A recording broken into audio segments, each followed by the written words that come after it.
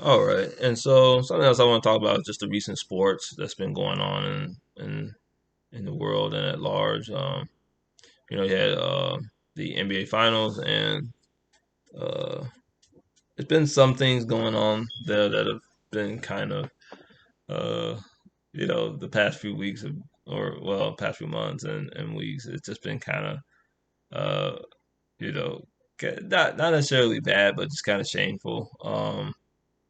You look at the uh, the fans that have the stadiums where fans have been allowed back in, and which is most of the NBA. They've allowed in some fans, obviously not full capacity, but in some places, I think that is becoming the case. I think I want to say, I think June 16th or 17th. Yeah, I think June. I think last week. No, well, it might have been the 11th. So June 11th, I want to say at least that's when most of the state of Illinois opened up, and along with some other places. Because obviously you can't keep people locked in forever. I said that from the beginning. I'm like, you just have to come with me and let it happen. If people aren't vaccinated at this point, or they're not taking safe precautions uh, against the coronavirus, then that's kind of on them.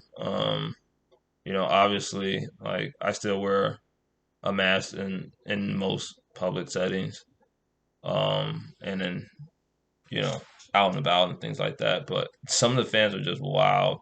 You see, like I think I believe it was at Madison Square Garden. It was fans that were like spitting towards Trae Young, and obviously there was the incident in I believe Philadelphia where people are throwing things at Russell Westbrook, and obviously there's a famous case of what happened in Boston with Kyrie Irving and others and things like that. And so, and Kyrie Irving pretty much said that it's not like a big secret that the fans in Boston have said racially insensitive things, which it is what it is. There's a long history of the racism in sports in Boston, just like there is in other places. I think it's just really a kind of that northeast of the United States that just takes sports to a whole new level, and they kind of get um, well, not kind of, but I think that they do forget that it's just a game, you know, and so really what many of them do is just you know take a they do take it a little too far, and so people just have to keep in mind that sports fan is short for sports fanatic, and so they just take it to the fullest extent. I still remember the Jets fans who booed Santa, so it's just part and parcel of what is going on. um, and it is sort of telling, when you let people out of the house after a few months, this is how they act. Obviously, there's various alcoholic substances involved in people behaving this way. Um, but you know, people should behave themselves whether it's during a pandemic or not. Just because people are allowed to go back outside doesn't mean that they get to destroy outside, and so that is something that is just kind of telling to see. Another story is just, I guess, Naomi Osaka withdrawing from the French Open, and now recently withdrawing from Wimbledon. And I guess it just bears the question of mental health in sports, and sort of a generational gap. I think the fact that Naomi Osaka really didn't handle it well. I think people of a particular younger generation think that everything can be debated out on social media, and everyone's going to take your side. That likes equals people agreement. But, she really had that much of an issue with the people at the French Open and Wimbledon, and, really. answering questions because, it's part of your job to, answer questions. You can take the fine, which is what a lot of people do after a loss or, um, a tough, outing or something like that, and just don't answer the questions. Famously Michael Jordan, after, some losses, he didn't want to talk to reporters. He just said, "I just take the fine." And so, I think for her, it really is, telling that, obviously she's dealing with some mental health things, but,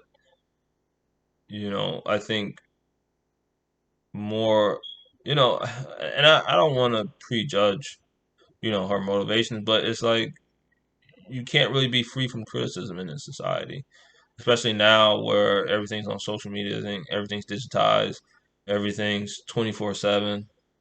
So you're not gonna really escape that criticism. If you're not good on clay, guess what? You don't have to play on clay if you don't want to. And so I think that's going to damper a lot of her success going forward. And there's been many other athletes that have dealt with depression. Most famously Kevin Love and I believe LaMarcus Aldridge of the San Antonio Spurs. They all have dealt with you know varying degrees of depression. And sports, it's the very high and it's the very low. Like it's not really any middle ground for a lot of superstar athletes. Either you're at the top of the pinnacle or, you're in the lowest dregs. And so you have to be able to, manage that in such a way that, you know, you're living a healthy, um, you have a healthy, mindset going into it. And so, sports obviously hasn't always been the best at dealing with mental health, but I do believe they are getting better. And you know, if uh, if any sports athlete, not just Naomi Osaka, uh, I think all of them should get the help that they need, and even people who aren't sports athletes should get mental health. And especially in the United States, we don't really take that as much seriously as we should. But just saying that you need help and things like that, and you saw it recently with Ben Simmons. I think he kind of just froze up in the Eastern Conference semifinals, Game 7, and he just played very poorly. And obviously he's able to play the game of basketball. Like he's not some bum or uh, you know loser or anything like that. But I don't think particularly he's received the right training. And sports psychology shows that a lot of the sports uh, are just a mental thing. Whether you're you have to go in with the right mindset, the right mentality, and be able to perform. And so whether it's Ben Simmons or others, you have to understand that there is a lot of mental health that goes into sports, and people should be unafraid to get help. Um, that's why I always say that's why I'm of the belief that children really should grow into sports. You shouldn't really just push them into it. And so we really see that going forward with a lot of athletes that they are getting more mental health treatment.